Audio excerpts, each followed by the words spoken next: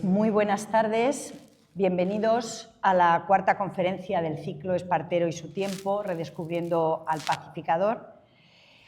Este jueves añadimos una nueva perspectiva en el ciclo, con la intervención del doctor Juan Antonio Hinarejos, que ha titulado su intervención La construcción del liderazgo carismático de Espartero, del mito a sus antagonistas.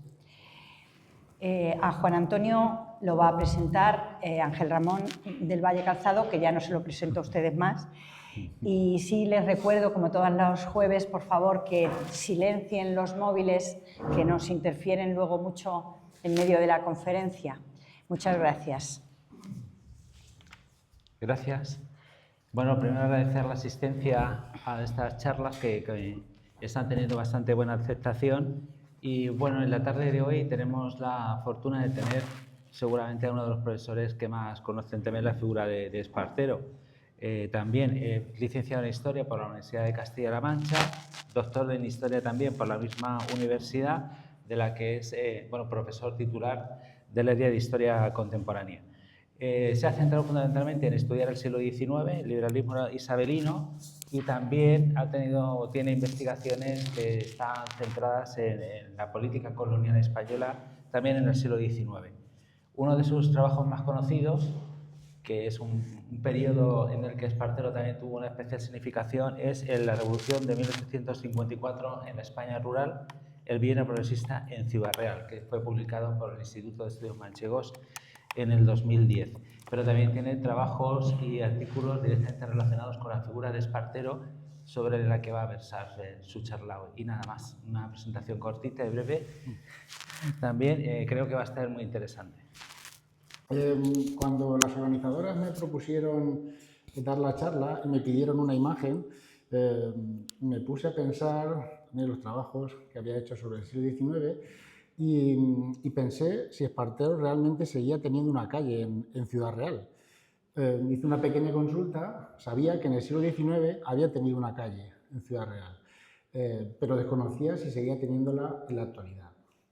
Un pequeño sondeo que hice, también con una consulta al archivo municipal, descubrí que en el siglo XXI se le había puesto otra vez una calle al General Espartero. En este caso, como tienen la imagen, es una calle que está muy cerca del Hospital General. Es una calle que está perpendicular a la entrada del hospital. El callejero ha sido un elemento importante a la hora de construir el aura mítica, el aura de los héroes liberales. Y en el caso de Espartero, ya les adelanto que ha sido una de las calles tal vez más manoseadas, más instrumentalizadas, o de la cual se ha hecho un uso y un abuso en la etapa contemporánea. Es la calle que se ha puesto 3 veces, una en el 19, otra en el 20 y otra en el 21, como les voy a explicar a continuación, pero también ha sido una calle que se ha suprimido una vez en el 19 y otra vez en el siglo XX. Bien, antes de comenzar a historiar todas estas decisiones que permitieron ir construyendo y también deconstruyendo el aura mítica y carismática de Espartero, creo que es importante hacer a modo introductorio, aunque tengo aquí a muchos de mis profesores y compañeros en la carrera, también digamos que impone dar una charla delante de los que han sido tus profesores y ahora son tus amigos y compañeros. También veo por aquí algunos de mis alumnos, a los que agradezco su presencia. Bien, entre los elementos que forjaron el carisma y el mito de Espartero, en primer lugar, ya he señalado la importancia que tiene la simbología relacionada con el callejero, pero también hubo otros elementos como fueron la guerra, la literatura y también la participación política, que contribuyeron de manera decisiva a forjar este carisma, esta aura carismática que tuvo la figura de Espartero. La figura de Espartero, como ya han escuchado en las conferencias anteriores, se desarrolla toda una vida muy longeva, como saben, desde finales del XVIII hasta bien entrado el segundo tercio del siglo XIX, y por eso digamos que coincide con una época caracterizada por cambios importantes a la hora de construir los personajes míticos. Se produce un cambio muy importante del antiguo régimen al liberalismo, Es una etapa, la era que Hobsbawm denominó como la era de las revoluciones, de final del 18 y la primera mitad del 19, donde hay un cambio importante a la hora de crear nuevos referentes. Frente al antiguo régimen, frente al absolutismo monárquico, aparecen nuevos sujetos que desarrollan nuevos lenguajes políticos y eso influye a la hora de construir también los mitos. Si en el antiguo régimen los reyes absolutos eran las personas que habían sido sacralizadas, eran presentados como semidioses, de hecho, era de los dioses donde recibían precisamente esa legitimidad divina para gobernar. Nos encontramos con una nueva forma de crear héroes con la irrupción del liberalismo. Frente a ese soberano todopoderoso que vemos en el antiguo régimen, nos encontramos con héroes liberales que son tangibles, es decir, que son mucho más cercanos. Además, era un objetivo hacer esos héroes tangibles, cercanos, digamos, palpables por el pueblo, y que tuviesen un carácter humano, frente a ese carácter de semidios que habían tenido prácticamente en el antiguo régimen. Estos héroes vamos a encontrar cómo van a ir surgiendo, son creados también desde el poder, también desde las clases populares, en dos momentos muy relevantes para la historia contemporánea de España. En primer lugar, frente a la invasión napoleónica y también durante el combate contra el absolutismo, con el marco de las guerras civiles carlistas en el siglo XIX. Vamos a encontrar cómo al socaire o al hilo de la consolidación del liberalismo van a ir surgiendo distintos mitos liberales que conocen bien. Por ejemplo, en la cultura política republicana surge el mito del ciudadano en armas y también, por ejemplo, en las culturas políticas más conservadoras, particularmente vinculadas al liberalismo moderado, pues se forja el mito del prohombre castrense, del militar imbuido de valores militares. ¿Qué lecturas y reformulaciones se hicieron de la figura de Espartero? El caso de Espartero es un caso prácticamente insólito, un caso único, porque de él se hicieron muchísimas lecturas y muchísimas reformulaciones. En primer lugar, Espartero fue un mito liberal, es, digamos, el mito por antonomasia que se construye sobre la figura de Espartero. En segundo lugar, son lecturas que no son incompatibles en algunos casos. Fue uno de los prohombres del progresismo, junto a otros líderes, como por ejemplo pues, Prim, Olózaga o Sagasta más adelante. Fue también un afortunado soldado del pueblo, o fue concebido como un afortunado soldado del pueblo. También en la primera charla ya Sisiño explicó cómo se produjo un cambio muy importante en el ejército, del ejército del antiguo régimen al ejército del liberalismo, de la época contemporánea. Un soldado del pueblo que era visto por las clases populares como uno de los suyos, que había ascendido en el ejército precisamente a través de méritos, por meritocracia. También fue concebido como un luchador por la independencia. Tuvo una precoz participación en la Guerra de la Independencia, como ya les han señalado en las charlas anteriores. También tiene lecturas y reformulaciones que podemos decir que tienen poca carga épica. Por ejemplo, pues también fue represor de liberales en la metrópoli durante la época de la década ominosa, que en muchos casos cuando se hace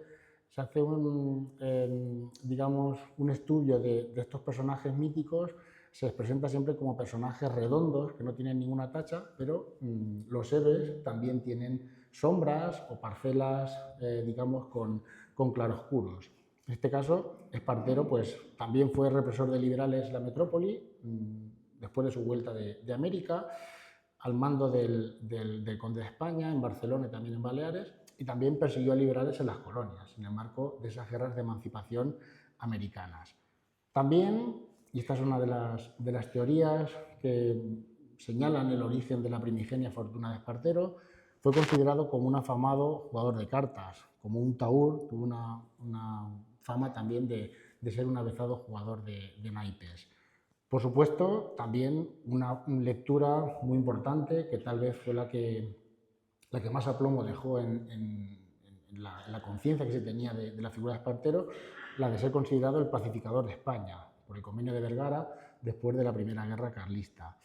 También otra lectura con poca carga épica y también digamos que supone un desequilibrio en esa aura carismática, que es la del político desbordado y contradictorio, También durante la época de la regencia y durante el bienio progresista se le consideró, digamos, como un político que tuvo muchas contradicciones y en algunos casos desbordado. También el lenguaje de la política era distinto del lenguaje militar. Ese carisma que tenía en el mundo militar y la forma que tenía de desplegar su carisma al frente de las tropas, digamos que tenía muchas limitaciones en el plano político, tenía muchas dificultades para relacionarse con otros políticos, con otros partidos políticos, y eso también generó críticas durante sus etapas de político. También, por supuesto, El sitiador de Barcelona fue también otra de las lecturas que se han hecho de la figura de Espartero. Y, finalmente, la lectura que consideraba Espartero como un influyente exiliado y también la lectura que le consideraba el nuevo Cincinato, cuando renuncia al poder a partir del 56 y se retira a Logroño a hacer vino y mantenerse alejado de la esfera política de primer nivel o en un primer orden. Bien, entre el variado utillaje que se empleó en la construcción del mito, ya he señalado pues, el callejero, sobre el que volveré a continuación, también la guerra, por supuesto, y la política, pues podríamos señalar la importancia que tuvo la literatura a la hora de forjar ese aura mítica. Además, la literatura permitía conectar la guerra con la política, o en el caso de Espartero permitió, digamos, trasvasar ese carisma que había atesorado, ese seguimiento que había atesorado en el mundo bélico. Hay un problema con la presentación. No sé. Vale, se ve aquí. Vale. La literatura permite trasvasar ese carisma que había atesorado en el campo de batalla al mundo de la política. Y de hecho, la guerra siempre salió, digamos, al rescate del Espartero político, donde, digamos, que se desangró desde el punto de vista del capital simbólico. Sobre la figura de Espartero se escribieron muchísimas obras, en algunos casos adulatorias, en algunos casos denigratorias. Dio lugar a una auténtica eclosión editorial, particularmente a partir de 1840 y también a partir de su vuelta del exilio londinense, a partir de 1847. Cuando vuelve del exilio londinense hay un intento por restituir el honor de la figura de Espartero. Y asistimos a la publicación de muchísimas obras esparteristas que intentaban rescatar, digamos, a Espartero de las críticas que se habían hecho, sobre todo a partir del año 1844. De hecho, se llegó a publicar incluso su hoja de servicios, como apéndice a algunas obras de literatura o bien de forma independiente. Es decir, la guerra, repito, otra vez al rescate del Espartero político. Y estas obras, también, lógicamente, las obras adulatorias, lo que intentaban era relativizar los logros de sus oponentes, de sus antagonistas. Cuando me propusieron la charla, pues me propusieron que hiciera referencia a quiénes fueron algunos de los antagonistas de Espartero. Fueron muchísimos a lo largo de su dilatada trayectoria militar y política, solamente voy a hacer referencia a algunos de los más importantes. Una de las obras que enfrenta a Espartero con uno de sus principales oponentes, que fue Narváez, líder del Partido Moderado durante una parte importante del reinado isabelino, fue una obra de un progresista, a la sazón republicano, de Martínez Villерgas, con un título muy sugerente y también muy contundente. Paralelo entre la vida militar de Espartero y la de Narváez. Obra interesante por su objeto, útil para los que quieran saber a punto fijo las hazañas de los expresados generales y necesaria a los que, fascinados por el brillo de la exterioridad, hayan creído ver más que un héroe donde apenas hay un hombre. El título ya hacía referencia, digamos, a las críticas que volcaba esta obra sobre la figura de Narváez. Esta obra se empieza a escribir a finales de los 40 y se publica en el año 51, ya con Espartero cuando había vuelto del exilio londinense. Esta es una foto de Martínez Villergas.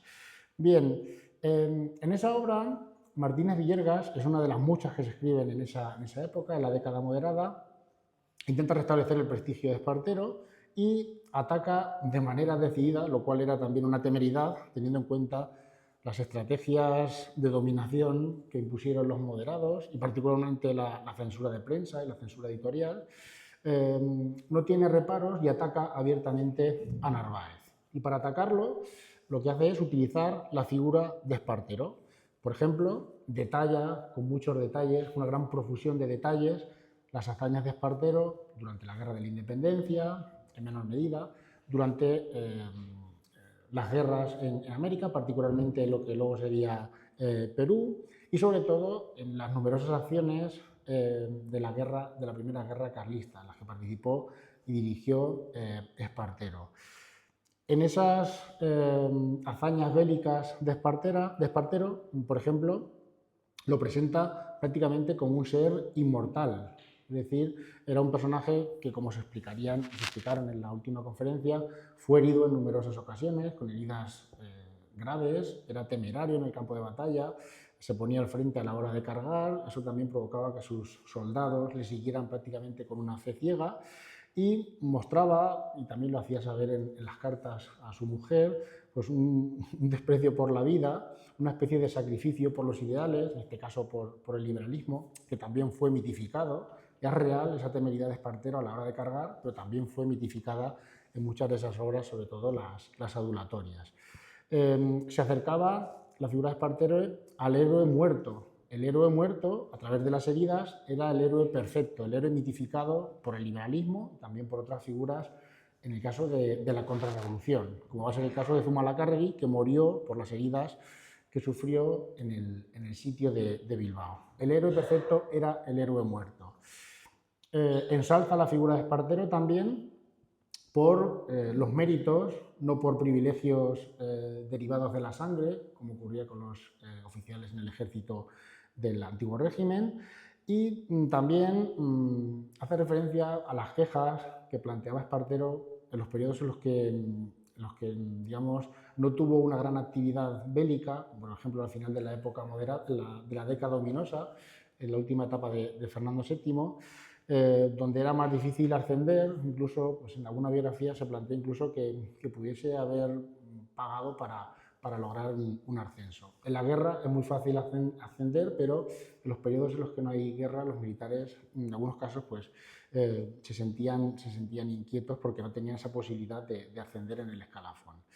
Y en esta obra, en la primera parte, lo que se hace es omitir directamente los episodios menos heroicos. Por ejemplo, cuando había perseguido a liberales, al final de la década ominosa, o también cuando no había dudado en fusilar a algunos de sus propios soldados o a un grupo de voluntarios chapelgorris de Guipúzcoa que habían desobedecido sus órdenes o se habían salido de esa rígida disciplina castrense.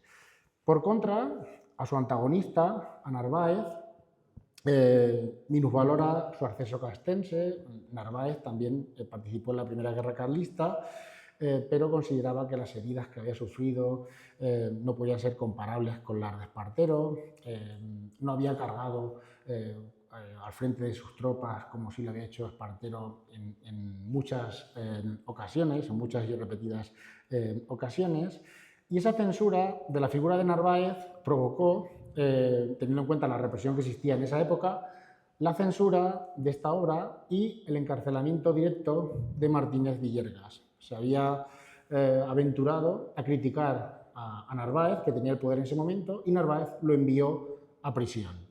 Una vez en prisión, Martínez Villерgas comienza a reflexionar, fruto de la privación de libertad, y comienza a idear la publicación de la segunda parte de esta obra. Y esta obra, la segunda parte, va a tener un cambio marcado por la necesidad, y comienza a analizar la figura de Espartero a partir de 1840. Y comienza a mostrar una visión crítica diametralmente opuesta a la que había mostrado en la primera parte de esa obra.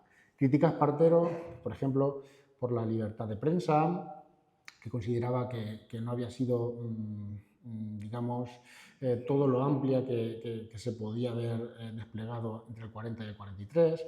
Critica también el posicionamiento de Espartero ante las elecciones. Espartero había hecho algunas declaraciones antes del 40 proclive a un sufragio universal, y entre el 40 y el 43, digamos que el sufragio no cumplió esas expectativas, o también por el alcance limitado, según su propia óptica, de algunas de las reformas económicas de esta etapa. Además, consideraba que Espartero, en sus intervenciones parlamentarias, pues, no generaba el entusiasmo que sí generaba, por ejemplo, en las arengas que hacía delante de sus tropas. Sus soldados lo seguían con una fe ciega, pero los parlamentarios consideraban que Espartero no tenía una buena oratoria o no adecuada al lenguaje parlamentario del momento. Tenía formas autoritarias, criticaba a sus ministros abiertamente. Digamos que la política tenía otras formas y otros lenguajes distintos a los del mundo militar. Y eso lo hicieron ver sus críticos en algunas obras literarias. En este periodo, por lo tanto, Martínez Villерgas lo que hace es comenzar a deconstruir el aura de Espartero, o en términos weberianos, Max Weber fue uno de los que más reflexionó sobre el concepto de carisma. Aquí hay algunos alumnos a los que les he explicado en clase esas nociones tan relevantes de Weber en las clases de historiografía. En términos weberianos se empezó a objetivar el carisma o a observarse una rutina en el carisma de Espartero. Una vez que Espartero vuelve del exilio, vamos a ver cómo, después de esa pérdida de carisma que ha experimentado a partir de la defenestración de 1843, comienza a recibir nuevos aportes por lo que había realizado tanto en el exilio exterior, en Inglaterra, como por lo que había comenzado a realizar en su exilio interior. Digamos que había sido un exilio que también en cierta medida es mitificado frente, pues, a las constantes conspiraciones que habían llevado a cabo, que estaban intentando llevar a cabo otros líderes opuestos a los moderados. Es ensalzado la figura de Espartero, a pesar de que se desconoce el origen de su fortuna. Unos señalan que se pudo traer una cantidad tan importante de América por las cartas, otros biógrafos señalan que se pudo haber aprovechado también de los botines de guerra. Es ensalzado. Espartero siempre fue visto como una figura dotada de una gran honradez frente a la inmoralidad, por ejemplo, de los últimos gobiernos moderados, con María Cristina de Borbón, por ejemplo, a la cabeza, pero también el Marqués de Salamanca o Luis José Sartorius, toda esa camarilla que rodeaba a la reina María Cristina, sobre la que había sospechas fundadas de corrupción.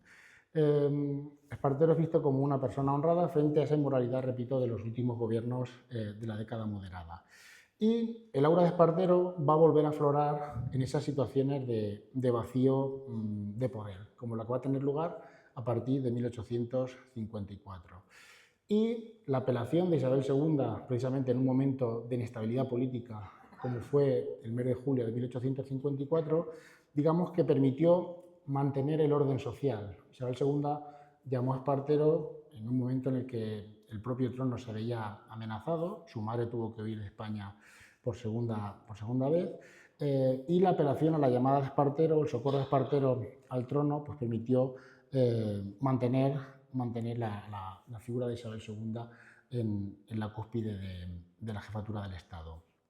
A partir de 1854 encontramos cómo, después de los sucesos de la Vicalvarada y del estallido de numerosas revueltas populares en muchísimas ciudades de España, encontramos cómo las referencias a Espartero en manifiestos y alocuciones fueron constantes en las juntas revolucionarias que se formaron prácticamente por todas las ciudades de España. Algunas de esas juntas se habían formado por elección democrática, como ocurrió en algunos de los territorios castellano-manchegos. Eran experiencias democráticas. Se elige a esos líderes de las juntas por elección democrática, incluso en algunos casos por sufragio universal, pero fue más frecuente la aclamación popular. Miembros de las élites que no estaban directamente vinculados a la última administración moderada hacían una especie de plebiscito, y en esos plebiscitos, en esas aclamaciones popular elitistas, hacían apelaciones precisamente a la figura de Espartero, sobre todo en aquellas ciudades donde había habido sucesos radicales que hicieron temer a las élites burguesas del momento. Por ejemplo, en Ciudad Real, en la Revolución de 1854, se quemaron los fielatos donde se materializaba el cobro de los consumos, de los odiados impuestos de consumos, lo que podríamos denominar coloquialmente como el IVA del siglo XIX, que gravaba fundamentalmente a las clases populares. Se quemaron los filatos de la muralla que todavía rodeaba a la ciudad y eso atemorizó a las clases propietarias de la capital. Sacaron la figura de Espartero a relucir precisamente para conservar ese orden social. Esa junta, por ejemplo, en el caso de Ciudad Real, fue presidida por el conde de la Cañada, que fue uno de los personajes más relevantes de ese liberalismo conservador de la etapa isabelina. Luego sería colonial liberal, director general de la Guardia Civil, es una familia muy conocida en Ciudad Real que ha estado muy ligada al poder tanto en el XIX como en el siglo XX.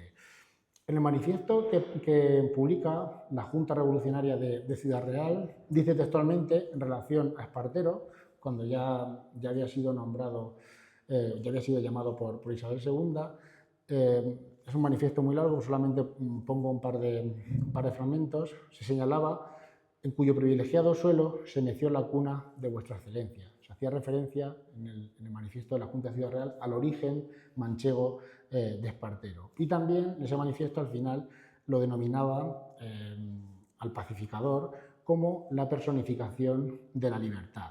Son expresiones muy sugerentes del contenido de ese manifiesto.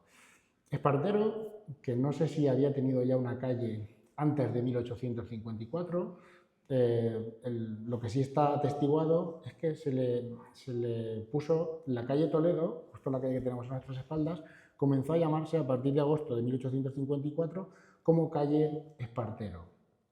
Fue un periodo de 2 años porque con la contrarrevolución moderada, con la vuelta de Narváez al poder a partir de 1856, se volvió a quitar ese nombre a la calle Toledo. La figura de Espartero va a ser utilizada también en las elecciones, no solamente por las juntas revolucionarias, sino también en las elecciones de 1854. Por ejemplo, va a presidir muchísimas candidaturas y también muchísimos manifiestos electorales que se van a publicar a partir de la campaña electoral de las elecciones de 1854, elecciones a Cortes Constituyentes. Y va a presidir la figura de Espartero candidaturas de distinto color político: demócratas, progresistas, unionistas y moderados. Todos los partidos políticos querían capitalizar el aura mítica que tenía Espartero. Es decir, era una figura que querían atraer partidos sensiblemente distantes desde el punto de vista ideológico y programático, como demócratas, progresistas, moderados y los primeros unionistas. Espartero va a ser elegido por 7 provincias distintas. Fue elegido por la provincia de Ciudad Real, aunque no desempeñó el escaño por la provincia de Ciudad Real. Declinó y optó por el escaño que obtuvo en la provincia de Zaragoza.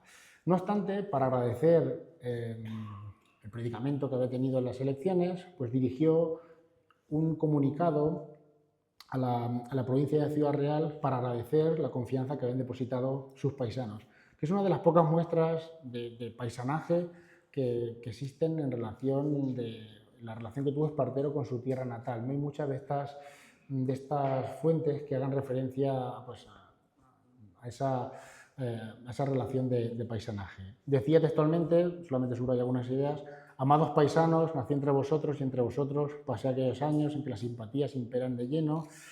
Justifica su decisión de renunciar al escaño por la provincia de Ciudad Real, porque dice que no puede tener representación por más de una provincia. La provincia de Zaragoza también había sido muy importante a la hora de elevar de nuevo a Espartero al poder. Y pese a eso, pese a renunciar, pues termina diciendo que va a hacer todo lo posible desde la presidencia del Consejo de Ministros, aunque no tuvo ninguna cartera ministerial, que es también una anomalía a partir de 1854, donde dice que todos los hijos de esa provincia contribuyamos legalmente a sacarla de la postración en que se halla, a pesar de sus brillantes y cuantiosas producciones agrarias. Es una referencia que hace al Estado o cómo veía Espartero a la provincia de Ciudad Real en 1854. También pues, se hacía referencia a la inmoralidad de las últimas autoridades moderadas de la década moderada en Ciudad Real. El último alcalde de la década moderada en Ciudad Real, Celedonio López, fue procesado por apropiación de fondos. Ese expediente se cursó durante el bienio progresista y luego, digamos que fue sobreseído, quedó en agua de borrajas con la vuelta de los moderados al poder a partir de 1856. Es decir, el escenario local reproducía también el escenario nacional, con esas ideas de inmoralidad o moralidad vinculadas a unas u otras figuras.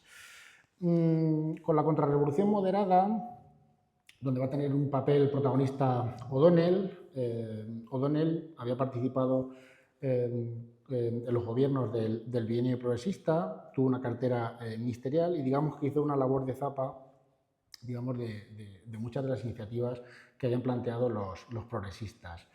Provoca su vuelta al exilio interior. La etapa termina también con una importante medida simbólica. Se le retira la calle que tenía en Ciudad Real. La calle Toledo vuelve a llamarse calle Toledo y Espartero vuelve a quedarse sin calle a partir de la Nochevieja del año 56.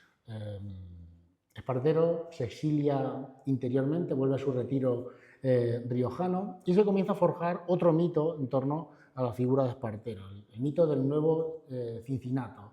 Digamos que renuncia al poder o deja, digamos, ese servicio público sin aferrarse al poder como hacían otros políticos.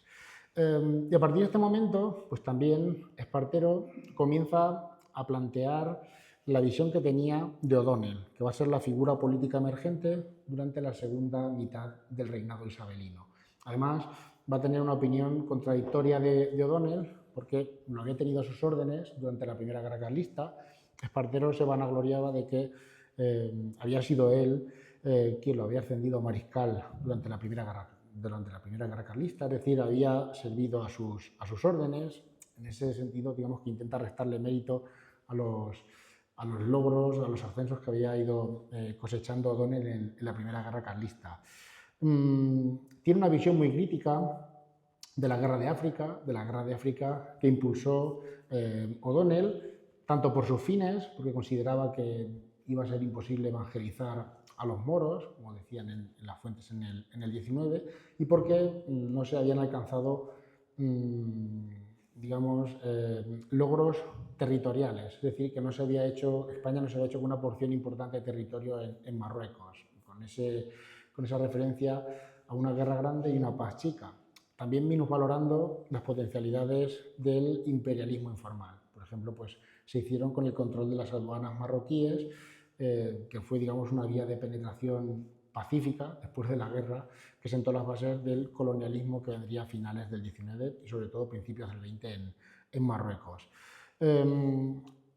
Espartero, en estos años, cuando ya se retira por segunda vez a su exilio riojano, comienza a ver con una especie de recelo también la movilización y sobre todo la socialización del discurso nacionalista que se había ejecutado durante la guerra de África. Fue una guerra, se socializó muchísimo el discurso nacionalista para, digamos, también ensombrecer los fines reales de esa expedición. Y también, bueno, hubo una gran socialización del discurso nacionalista por las particularidades del enemigo. El otro, el moro, las guerras de religión, y también era la primera guerra frente a un enemigo exterior desde las guerras carlistas. La guerra contra un enemigo exterior pues era más proclive para socializar discurso nacionalista. Además, era la primera guerra para la que se disponía de fondos, porque es a partir de finales de los años 50 cuando terminan de pagarse los préstamos que se habían contraído con Inglaterra y con Francia durante la Primera Guerra Carlista, además de todas las sumas que estaba mandando la hacienda cubana, que estaban produciendo los ingenios azucareros trabajados con mano de obra esclava. Se producía una parte muy importante del azúcar que se consumía en todo el mundo, se producía en la isla de Cuba en ese momento. Espartero ve con cierto recelo la figura de O'Donnell y también de la popularidad, una popularidad sobre todo pues, impulsada desde las élites para encubrir otra serie de fines pues, subrepticios. De esta forma llegaríamos al sexenio cuando Espartero vuelve a sonar otra vez como candidato al trono. Muchos republicanos empiezan a reflexionar también sobre la figura de Espartero. Por ejemplo, Fernando Garrido y Pi Margall habían mostrado también una cierta decepción por lo que había hecho Espartero en el bienio progresista y tenían sus dudas de que Espartero fuese un candidato idóneo para los republicanos. Aunque había otra parte de los republicanos que consideraban, por una cuestión biológica, que Espartero era un candidato ideal. Era un candidato ideal de manera transitoria porque era un anciano y saben que tarde o temprano pues fallecería y sería, digamos, una solución transitoria hacia una república. En este momento, cuando estalla la revolución conocida como la Gloriosa o la Septembrina, se le vuelve a poner una calle en Ciudad Real, en el año 1868. Apenas ha triunfado la revolución, el 20 de octubre se le vuelve a poner a la calle Toledo, se le vuelve a llamar calle de Espartero. Hay un acuerdo municipal donde dicen que a la hora de cambiar esa placa, pues tienen que asistir la música municipal, la música del hospicio, y se tiene que organizar una comitiva por las calles Lanza, Paloma, Cruz y Feria, hasta llegar al punto designado para poner la placa.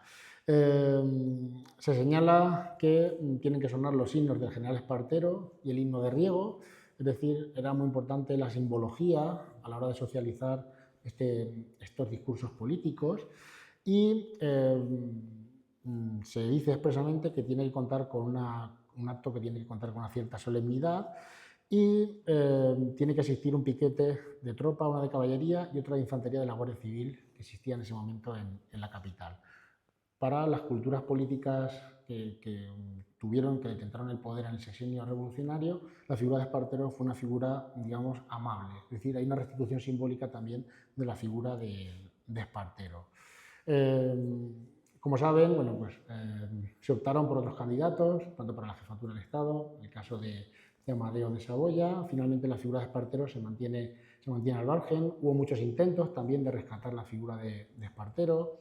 Hubo muchos abusos y muchos usos de la figura de Espartero en esas luchas intestinas de las culturas políticas más progresistas, pero también fue una figura que fue utilizada por las culturas políticas más conservadoras. Por ejemplo, durante la Restauración. Cuando se produce la Restauración borbónica, la figura de Espartero también va a ser instrumentalizada políticamente. Cuando finaliza la Tercera Guerra Carlista, Alfonso XII, después de visitar el frente de batalla, a pesar de que él no se había puesto al frente de los soldados como había hecho Espartero en la Primera Guerra Carlista, Alfonso XII, que accede al poder después de un golpe de Estado, tiene una necesidad imperiosa de legitimarse, sobre todo también teniendo en cuenta pues, la publicidad que tenía su madre, que tenía Isabel II, y ese periodo que había sido anatemizado. Isabel II no se le permite volver, o Cánovas considera que no es oportuno que vuelva porque va a deslegitimar la restauración de la monarquía en la figura de su hijo. Alfonso XII tiene una necesidad imperiosa de empaparse de ese capital simbólico que todavía atesoraba el general Espartero. Era considerado todavía como el gran pacificador, había terminado la Tercera Guerra Carlista y quería empaparse, repito, de ese capital simbólico.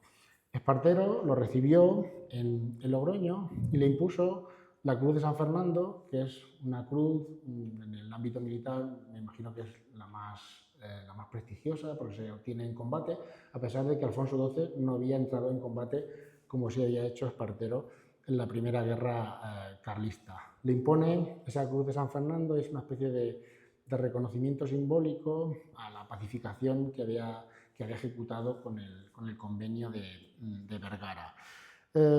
Es una figura, repito, que va a ser ensalzada durante la Restauración y es precisamente después de su muerte, antes de que muriera Espartero, si no recuerdo mal, por las biografías que he leído, no se le hizo ninguna estatua, salvo una que hubo en Sabadell, creo, pero después de su muerte sí van a comenzar a erigirse monumentos que recordaban la figura de Espartero.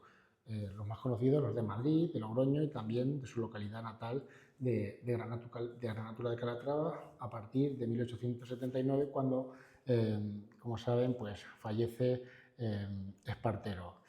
Y de esta forma llegaríamos al siglo XX. En el caso de Ciudad Real, durante la Restauración, por ejemplo, pues, se mantiene la calle que tiene Espartero en Ciudad Real. En el padrón de 1935 la calle seguía figurando, pero en 1940 es retirada. Ya no aparece en el padrón. Fue suprimida la calle Espartero, justo al final de la Guerra Civil o al inicio de la dictadura franquista. Franco vino a Ciudad Real en 1940 y en un discurso pronunció una frase que señalaba que había que desterrar al liberalismo. Imagino que influyó en esa decisión de las autoridades locales de retirar la calle al general Espartero. Era una figura incómoda para el franquismo, incluso también para una parte de las izquierdas durante la Guerra Civil. Emilio Mola, al inicio de la sublevación, del golpe de Estado, había señalado en agosto del 36 ni rendición ni abrazos de Vergara, ni nada que no sea victoria aplastante y definitiva. Mola hacía referencia al convenio de Vergara, a cómo había finalizado la Primera Guerra Carlista, precisamente como ejemplo para hacer lo contrario, para no imitar esa pacificación que había capitalizado Espartero. Además, de manera paralela, bueno, también, por ejemplo, hay otros líderes de la izquierda que durante la Guerra Civil también se refieren al convenio de Vergara como algo que hay que dejar de lado. Por ejemplo, las políticas de resistencia total, por ejemplo, en algún discurso de Negrín también se hace referencia a esta política. Y de manera paralela a esta estigmatización por parte del franquismo de la figura de Espartero, pero no fue generalizada, sino que también tenemos excepciones, porque algunas ciudades durante la dictadura franquista siguieron manteniendo las calles de Espartero. Encontramos cómo se recuperan algunas figuras del carlismo. Por ejemplo, yo vivo en Manzanares y hay una calle que se llama Zumalacárregui. Cuando pregunté, una pequeña investigación de cuándo se puso ese nombre a una calle de Manzanares, pues descubrí que se puso en los años 60, es decir, en plena dictadura franquista. Hay una recuperación de figuras carlistas porque una de las familias políticas que apoyó al franquismo pues, fueron los carlistas. Hubo dos momentos de recuperación de algunas de estas figuras del carlismo, de muchos de los antagonistas de Espartero. Una etapa crucial fue en los años 40 del siglo XIX. Por ejemplo, cuando Antonio Pirala, uno de los grandes historiadores de las guerras civiles carlistas, plantea, también con un horizonte político claro, que hay que intentar recuperar algunas de estas figuras, de estos genios militares del carlismo, como el caso de Zumalacárregui, pero sobre todo de forma clara en el caso de Maroto. Hay que intentar presentar una visión de estos militares como símbolos del genio militar español, a pesar de que habían combatido en el bando equivocado. Propugnaba Pirala en sus obras la reconciliación. Pirala se hizo rico vendiendo muchos libros de la guerra carlista y tenía ese horizonte, el horizonte de la reconciliación, sobre todo la figura de Maroto, que fue el que aceptó el convenio con Espartero. En los años 40 del siglo XIX hubo, repito, una recuperación de muchas de las figuras del carlismo y otro momento crucial fue durante el franquismo. Finalmente, también llegaríamos a la democracia. Con la llegada de la democracia en muchas ciudades a Espartero se le vuelven a poner nombres de calles, por ejemplo en Madrid, y en otras ciudades, y curiosamente es con la llegada de la democracia cuando se le retiran las calles a Espartero, por ejemplo en Bilbao y en Barcelona. En el caso de Ciudad Real, pues nos encontramos cómo esa calle, que había sido suprimida o que no aparece en el padrón a partir de 1940, es restituida en septiembre de 2003, donde se hace referencia a la calle pues, General Espartero como regente de Isabel II, que es la fotografía con la que he iniciado la charla, con la cual pues, termino también de manera circular con esta charla y quedo a su disposición. Muchas gracias por su atención, quedo a su disposición de posibles cuestiones que quieran plantearme. Muchas gracias.